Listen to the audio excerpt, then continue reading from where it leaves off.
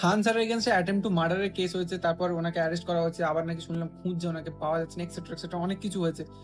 তো আমি সেই জায়গাটা ঢুকতে চাই না, বাট আমার যেটা বলা যে ইন্ডিয়ান মিডিয়া যেটা করছে সেটা খুব জঘন্য কাজ করছে।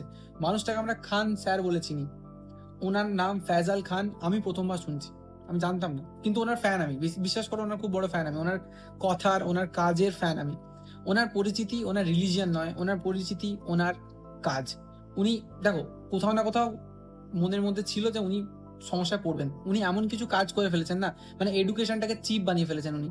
উনি মেডিকেল গ্রাউন্ডের যে ট্রিটমেন্টগুলো সেগুলোকে চিপ বানিয়ে ফেলেছেন। তো স্বাভাবিক এডুকেশন মাফিয়া আছে, মেডিকেল মাফিয়া আছে, তাদের তো পেটে লাথি পড়েছে, স্বাভাবিক, এত কম টাকায় যদি সবকিছু অ্যাভেলেবেল করে দেয় তো তারা তো ছেড়ে দেবে না, স্বাভাবিক তারা কেস করবেই, ঝামেলা পাকাবেই। তো সেইখানেই ফেঁসেছেন উনি। বাট ইন্ডিয়ান মিডিয়া যেটা করেছে এটা খুব খারাপ হচ্ছে, মানে ওনাকে আমি ফয়জাল খান বলে মানতে পারি না, উনি খান স্যার।